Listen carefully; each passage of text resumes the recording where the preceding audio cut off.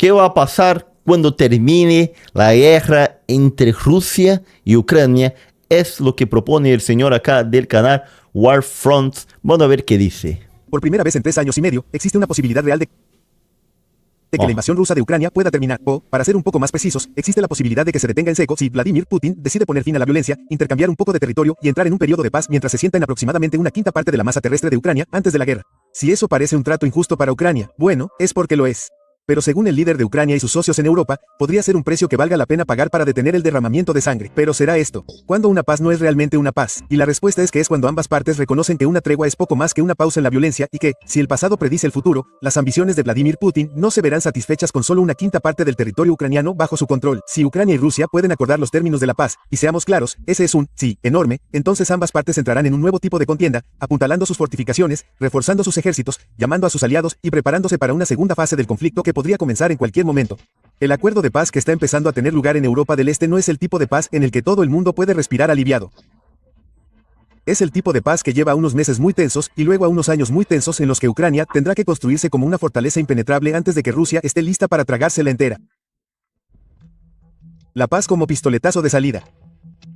Bueno, antes de empezar hoy, tenemos que hablar del momento, porque aunque las conversaciones para encontrar un marco de paz para Ucrania todavía están en sus primeras etapas, cualquier cosa podría pasar entre el momento en que se escribe este episodio y el momento en que se estrena. De hecho, no está claro si habrá un proceso de paz para cuando veas esto o si todo se habrá derrumbado y esta discusión se habrá convertido en algo estrictamente hipotético. Ahora bien, hasta ahora no salió nada, ¿no? La guerra sigue como nunca. Con ese fin, todo lo que comentamos en este episodio está actualizado según nuestro leal saber y entender al inicio del día, miércoles 20 de agosto, hora local de Kiev. Y ahora yo estoy haciendo ese video del día 15 de septiembre de 2025, hora de Brasil, a las 16:32. Algo importante ha cambiado para la misma hora de Buenos Aires.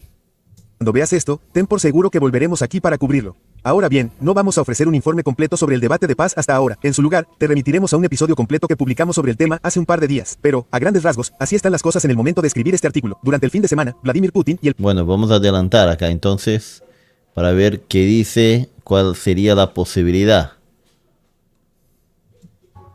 Vale, empecemos por Rusia, donde en cuanto entre en vigor un acuerdo de paz, incluso antes de eso podemos esperar que Moscú siente las bases para un rápido rearme y vuelva a su postura agresiva. Antes de que una situación teóricamente permanente, una vez que se pueda concretar una tregua, Rusia puede inclinar la balanza a su favor imponiendo controles al rearme ucraniano, limitando el tamaño del ejército ucraniano o la gama de equipos que puede adquirir. Rusia puede presionar a los aliados europeos de Ucrania para que acepten a naciones no aliadas como parte de una garantía de seguridad, exigiendo que una nación como China obtenga un voto y despliegue a sus propios soldados como parte de cualquier coalición de los dispuestos. O puede insistir en que debe controlar partes de Ucrania más allá de una línea de frente congelada, construyendo un argumento retórico para invadir de nuevo. Pero una vez que un acuerdo de paz oficialmente acordado entre en vigor en toda Europa del Este, el primer paso que Rusia probablemente considerará es un contraataque rápido, un asalto sorpresa lanzado lo más rápido posible desde partes de la región de Donbass que han pasado a estar bajo control ruso. Hay algunas razones por las que Ucrania se ha esforzado tanto para mantener el este del país y, en particular, la ciudad estratégica de Kursk, pero una de las razones más importantes es esta. Kursk y la zona circundante forman parte del muro ucraniano, un sistema defensivo de 3 capas que Ucrania construyó antes de la invasión a gran escala de Rusia en 2022. Para ser más específicos, Kursk forma parte de la última capa de esa defensa. Y si Ucrania entrega el control de Donetsk a Rusia, también entregará el control de las líneas defensivas que han mantenido a salvo al resto del país, atacando desde una posición de control total sobre Donetsk. Rusia tiene vía libre a Kiev, así como a ciudades importantes como Kharkov y Dnipro. Para llegar allí, las columnas blindadas rusas cruzarían vastas llanuras abiertas con mínimas obstrucciones o barreras naturales, y se moverían por zonas que Ucrania no ha fortificado tanto como lo ha hecho en la región del Paso del Amanecer, e incluso con tan solo un par de meses para prepararse, Rusia tiene buenas posibilidades de tomar Kiev en las circunstancias adecuadas. Si piensas en los primeros meses de 2022, fue un asalto relámpago que el mundo esperaba de Rusia, pero que finalmente fracasó. ¿Pero por qué? Las columnas rusas carecían de apoyo logístico, combustible y conocimientos tácticos, pero todas esas lecciones son las que los líderes militares rusos deben aprender. Han aprendido varias veces desde que Moscú tuvo que recurrir al plan B sin duda. Los soldados ucranianos merecen un inmenso crédito por aprovechar el paso en falso de Rusia para hacer pagar a Moscú. Pero sin esos fallos tácticos, es poco probable que la determinación ucraniana hubiera podido detener lo que se avecinaba. Ahora Rusia puede tomarse un tiempo para reabastecer unidades cerca del frente, entrenar a sus reclutas para un avance rápido y reunir tantas tropas como quiera en el territorio que controla antes de una carrera a toda velocidad a través de la congelada línea del frente en el momento que Moscú elija. Ahora bien, prácticamente está planteando la posibilidad de que si hay un cese del fuego o algo así, Rusia va a aprovechar para rearmarse y después volver a atacar nuevamente.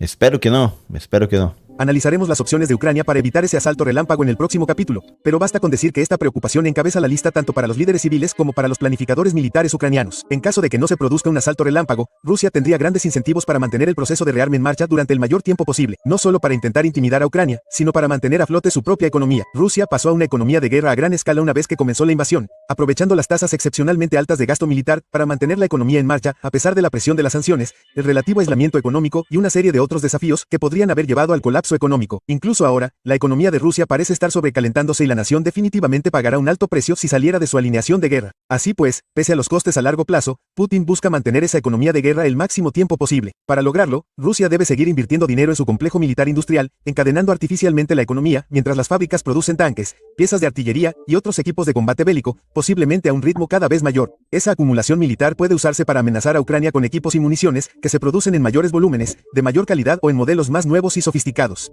Luego está el lado político de la ecuación, donde podemos esperar que Rusia tome un interés muy activo en los asuntos ucranianos en el futuro previsible. Cada elección parlamentaria, cada elección a nivel de oblast y, sin duda, cada vez que Ucrania elige un presidente, la nación puede esperar ver todo tipo de interferencias rusas, desde ataques cibernéticos hasta campañas de influencia y más. Si Moscú consigue que ocupen cargos que podrían ser más favorables a Rusia, que podrían abogar por restar prioridad a la futura defensa de Ucrania o a su complejo militar industrial, o que podrían verse envueltos en enfrentamientos más frecuentes con Europa, Moscú saldrá ganando. Del mismo modo, si Moscú puede conseguir que Ucrania restrinja el tamaño de su propio ejército a cambio de la protección de una coalición europea de los dispuestos, Moscú tendrá otro punto de presión del que sacar partido. Si Moscú se defiende bien, Rusia podría convertir esa coalición de los dispuestos en una coalición de los reticentes, abriendo una brecha entre Ucrania y sus socios internacionales, ya sea abiertamente o tras bambalinas. Y aunque en esta versión hipotética de los acontecimientos Rusia declina la oportunidad de intentar un ataque relámpago casi inmediato tras la declaración de paz, también tendría la oportunidad de volver a invadir Ucrania una vez que haya alcanzado un nivel de preparación militar que Moscú considere aceptable. En una contienda cara a cara sin ayuda externa de ninguna de las partes, Ucrania contra Rusia, siempre será una balanza que se inclinará inevitablemente a favor de Rusia, incluso a pesar de la capacidad de Ucrania para ofrecer una lucha excepcionalmente dura. Por lo tanto, en una versión de Europa del Este en la que Rusia sí acepta la paz, los siguientes pasos de Moscú se centrarán en eliminar a los intermediarios que podrían ayudar a Ucrania a defenderse, lo que disminuirá la capacidad de Ucrania para librar una guerra de forma independiente y creará las condiciones para una batalla directa uno contra uno que Rusia está preparada para ganar. ¿Alguna vez has aterrizado en un país nuevo y te has puesto a buscar inmediatamente una red Wi-Fi como si fuera un elemento de supervivencia? Dios mío, Adri. Sí, bueno, voy a pasar adelante la propaganda acá.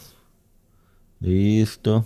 Seguimos. Reiniciar y, en última instancia, reiniciar una invasión de Ucrania mañana. Cada momento que Rusia pase en un estado de paz, Ucrania también lo pasa en un estado de paz. Y al igual que Rusia trabajará horas extras para establecer las condiciones para la conquista, Ucrania...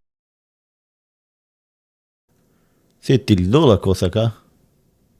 ¿Pasó algo con mi internet? Bueno, a ver, creo que no, pero... Ahora bien, este es un problema que podría surgir si Rusia aceptara la paz hoy para descansar, reiniciar y, en última instancia, reiniciar una invasión de Ucrania mañana. Cada momento que Rusia pasa en un estado de paz, Ucrania también lo pasa en un estado de paz. Y al igual que Rusia trabajará horas extras para establecer las condiciones para la conquista, Ucrania tendrá la oportunidad de trabajar precisamente para lograr el objetivo opuesto. Si Ucrania acepta los términos del acuerdo que está tomando forma ahora, entonces no se equivoquen, Ucrania está haciendo una apuesta y esperando que con el tiempo pueda crear las condiciones en las que Rusia no se atreva a marchar por segunda vez. Empezaremos con el mismo escenario con el que empezamos. En el caso de Rusia, un rápido rearme en territorio ruso, la formación de grandes columnas blindadas y, cuando llegue el momento, un asalto relámpago al territorio que Ucrania aún controla. Para Ucrania, esta es la mayor amenaza que conllevaría un acuerdo de paz. Que Rusia pudiera reformar sus líneas e invadir de nuevo antes de que Ucrania pueda construir defensas que se acerquen a lo que necesitarían para detener ese tipo de asalto. Ucrania invirtió recursos en sus líneas defensivas en el Donbass durante muchos años. Y con Donetsk y Luhansk bajo control ruso, esas líneas defensivas no valdrían nada. Ucrania podría reemplazarlas con nuevas fortificaciones alejadas de las nuevas líneas del frente, pero eso llevará tiempo. Y si Rusia quiere dar la vuelta y atacar de nuevo lo antes posible, entonces el tiempo es un lujo que Ucrania no puede permitirse. Pero Ucrania no está sola, y bajo los términos del alto el fuego a los que Moscú está dispuesto, según se informa, Ucrania podría confiar en una coalición de los dispuestos, liderada por sus aliados en Europa. Se trata de un plan que Estados Unidos ha indicado que firmaría para proporcionar apoyo aéreo y logístico, y otras capacidades, mientras que las fuerzas de... Eso sí me gustaría de ver, si realmente van a cumplir eso, de dar ese apoyo. Seguridad europeas suministran tropas y la mayor parte del equipo de combate. Los detalles Y específicos mira si tiene tropas de Europa en Ucrania. El problema es que podría armarse, ¿no? detrás de una coalición de los dispuestos en Ucrania son un secreto muy bien guardado en la medida en que las naciones participantes ni siquiera han resuelto esos detalles todavía. Pero fuentes que hablaron con Warfront hace algún tiempo nos dieron una idea de cómo podría ser esa coalición.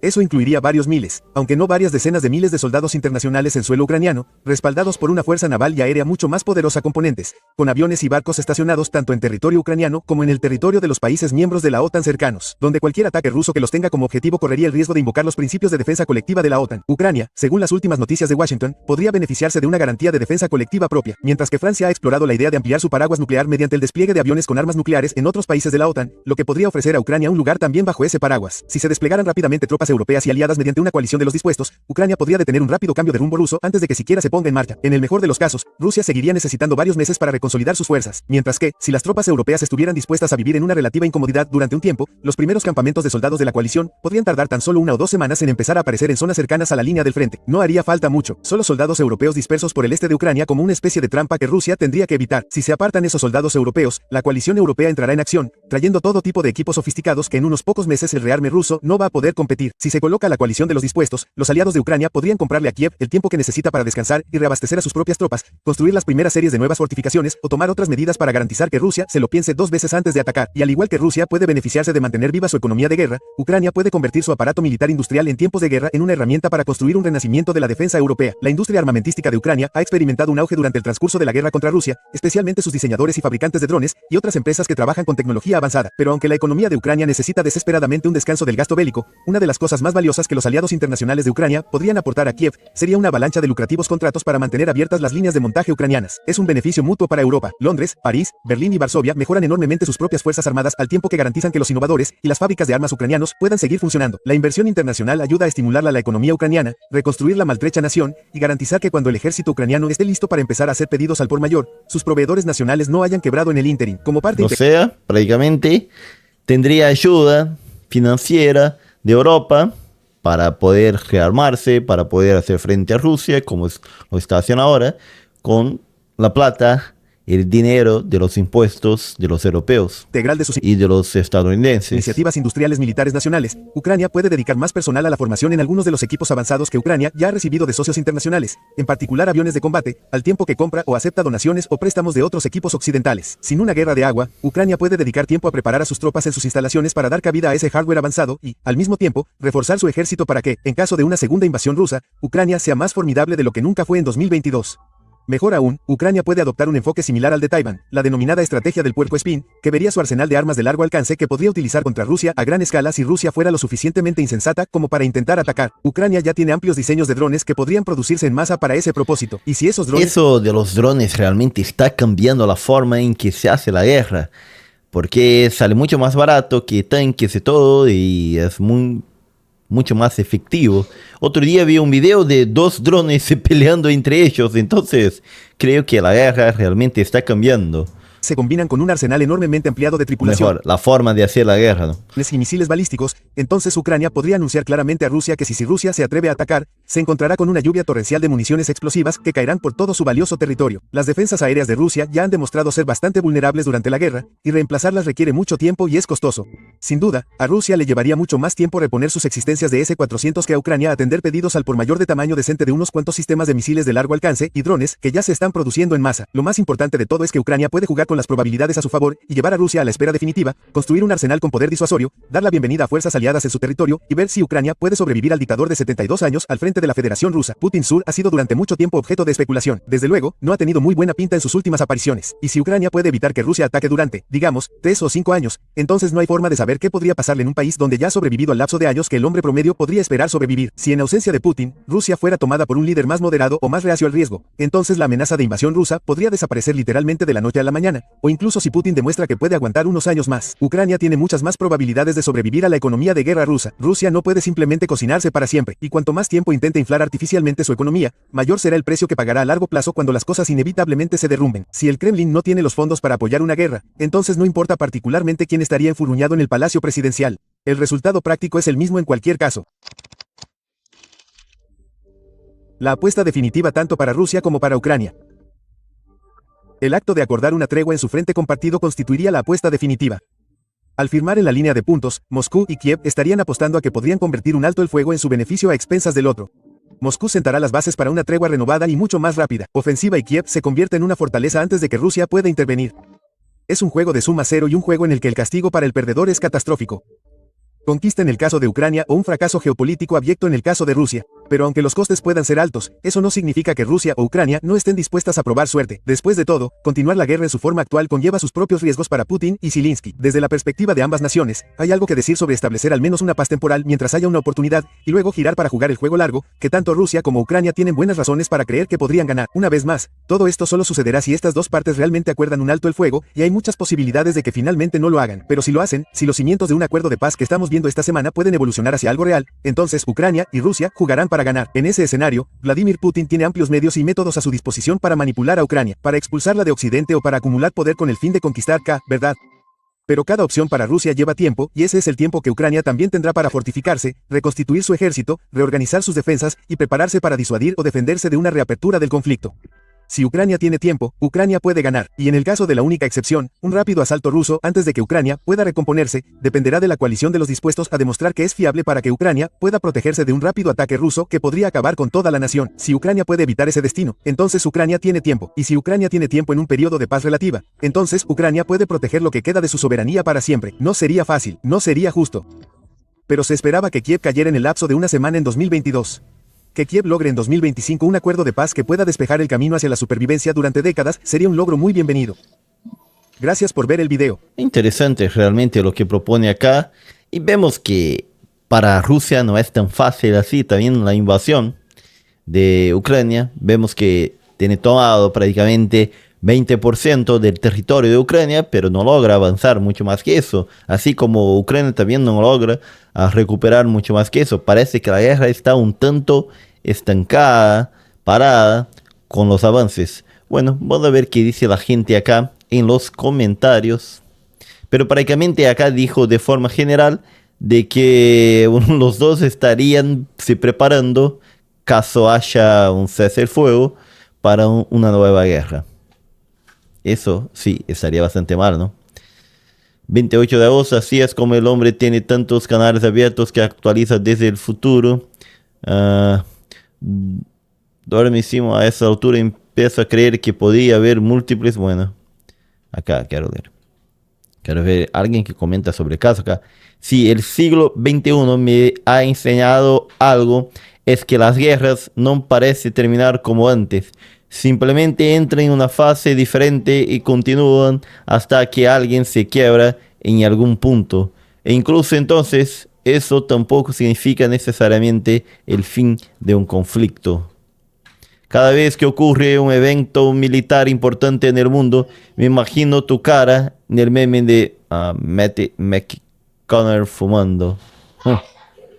Bueno, acá, el problema con cualquier tipo de paz que paralice el frente y permita a Rusia conservar el territorio que posee es que simplemente será una pausa antes de la inevitable reanudación de los combates activos. Ni Rusia ni Ucrania tienen interés en permitir que la otra parte mantenga la situación a largo plazo. Bueno, ¿qué pone acá? ¿Podrías incluir algunos números ganadores de la... Bueno, thank you. Acá. Se me ocurren dos cosas que representan obstáculos formidables para alcanzar cualquier tipo de acuerdo. Las garantías de seguridad de Rusia serían inútiles, ¿verdad? Las garantías de seguridad de Estados Unidos serían inútiles. Verdad también, verdad. Mira. Esta es la cosa, ¿no? Hubo una vez una broma del Día de los Inocentes de Mod, ascenso de los rojos. Bueno, acá otra cosa. En este momento solo estamos esperando a que Putin termine su vida. Bueno, con eso sí, podría pasar muchas cosas. Bueno, hermanos, ¿qué pensáis de todo eso? ¿Cuál será el fin? ¿Qué va a pasar con el fin de la guerra de Ucrania? ¿Y cómo será ese fin? ¿Cómo terminará esa guerra? Porque estamos a más de 3 años de la guerra, que empezó el 24 de febrero, 24, 23, creo que fue el 24 de febrero de 2022, y seguimos, y la guerra no para, y parece que todo va a terminar en un momento que van a llegar a un acuerdo y no llegan, y la cosa sigue. Entonces, ¿qué pensáis de cómo se va a terminar la guerra y qué va a pasar después. Soy Santiago Brazuca, acá desde el sur de Brasil, y trato de entender todo eso juntamente con ustedes.